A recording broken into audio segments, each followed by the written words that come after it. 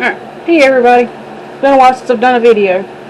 But today I'm going to show you how I do my rotisserie chicken. I've actually made this quite a few times and it is delicious, to say the least.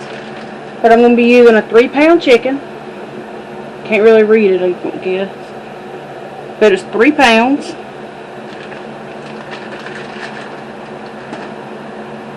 And I'm going to kind of rinse him out.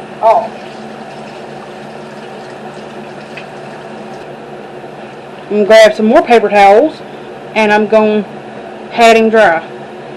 And I'm going to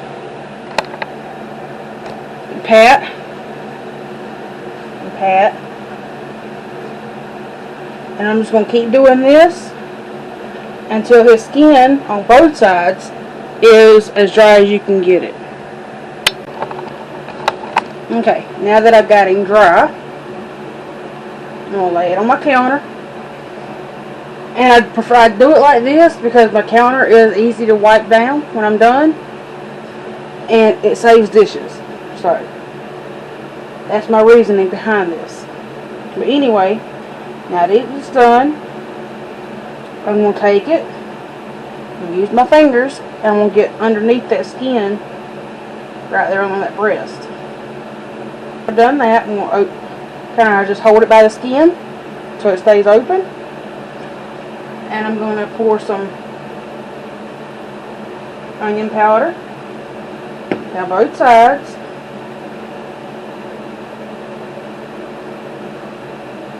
And this is kind of a messy job, but the end result is going to be awesome. Anyway, some garlic. As much or as little as you want. I'm just eyeballing it. Some salt.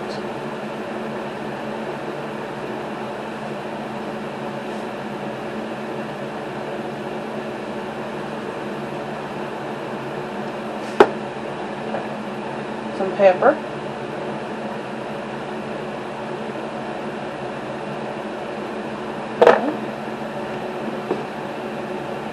Just seasoning inside right there. That's all I'm doing. And then we'll put just a couple little pieces of rosemary. Just sprinkle just a little bit in there. Rosemary's pretty strong. You don't want too much. And there you go. Alright. Now I'm going to season his cavity right here. So for the cavity, we want to salt, garlic, pepper, and I'm not going to put no onion powder because I'm going to put a whole small onion in there. I've already cut it up. I've already halved it anyway. But it was just one small onion that I'm going to stick in there. And that's to keep it from overcooking. You don't want it to overcook. But now that that's done,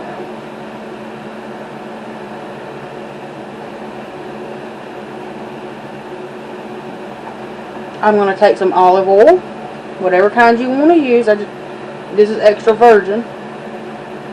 I'm going to take the olive oil and drizzle some on. I'm going to rub it on.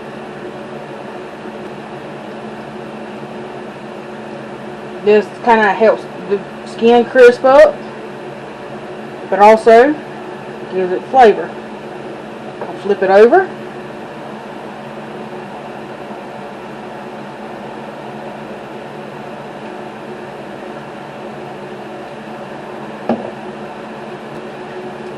Do the other side.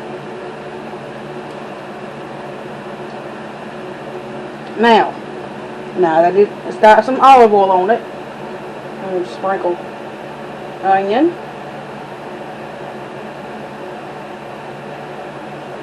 garlic, salt, and pepper, and of course some rosemary. Okay, I'm back. I've got him seasoned the way I want him. Now what you could do is you could take a lemon at least cut it in half, and put that inside of the cavity, and then season the outside with lemon pepper seasoning, and then you'd have a lemon pepper rotisserie chicken. But this is how I do it because I don't have any lemons, and this is actually pretty good. It's simple, but it's good. So now I'm going to take my rod,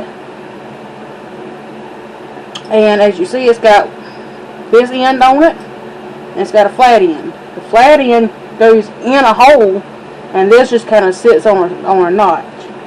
I'm going to take one end of my thing, and I'm going to put it on. Next, this is some butcher twine. I'm going to take it, and I'm going to kind of measure against the chicken. 1, 2, 3, 4, and just to make sure I have enough, 5. So 5 lengths of the chicken. Anyway, then I take my onion, position that in there, best I can get it. And see, I split it so that this has a way to kind of go through. See? We're keeping that onion in there.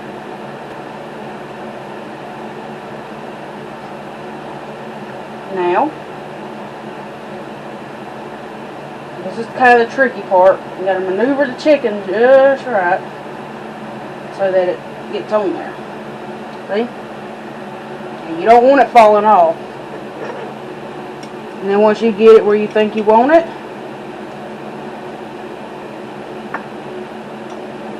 I actually think I could actually adjust this a little bit more.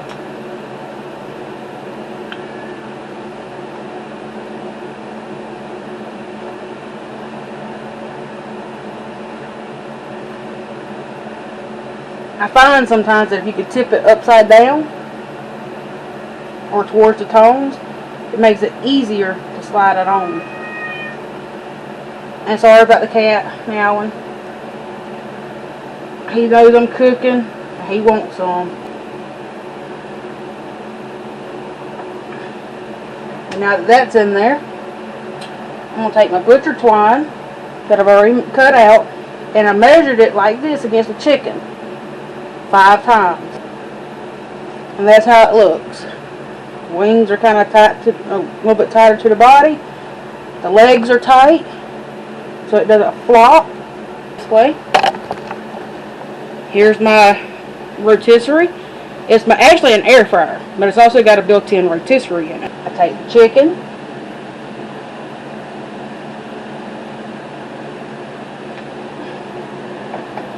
pop that in, like that. See how it sits?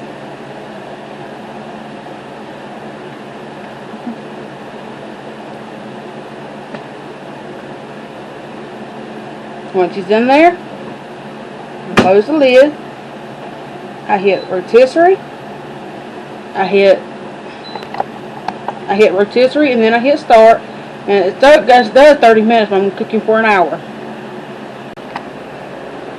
Okay, now you can see it's been cooking for about 45 minutes. So what I'm going to do now is I'm going to open it, and that'll instantly pause mine. Everybody's going to be different, but opening it pauses it. And I see that I need to get it to rotate just a little bit more so I can get to that breast side. So I'm going to let it rotate around. And now I'm going to open it. And now I'm at the breast. I'm going to take my thermometer and I'm going to stick it into that breast. And I'm going to see where it's at. And it needs to read at least 165 in that breast. And I see that it has at least reached to 171, so that means he's done. I'm going to take a couple of gloves, or oven mitts, I meant. So that's all I have. So that's what I'm going to use, some oven mitts. I'm going to just reach in there, lift it up off to one side, pull it out, and set it on. And see, it has to, and as far as the string goes, it has to be the butcher's twine, because anything else will probably add, well, ain't no probably to it, will add chemicals and stuff like that, and butcher's twine is 100% undyed cotton, and that's what you need. And so you don't have no chemicals or anything like that. But now that he's done, we're going to let him just stay like that.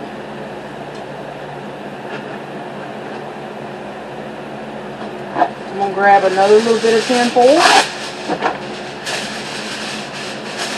and I'm going to cover it, and I'm going to use that other piece that I had laid down to do like this. Yeah, it poked the hole, but that will hold it. The wing poked it. And I'm just going to kind of paint it around.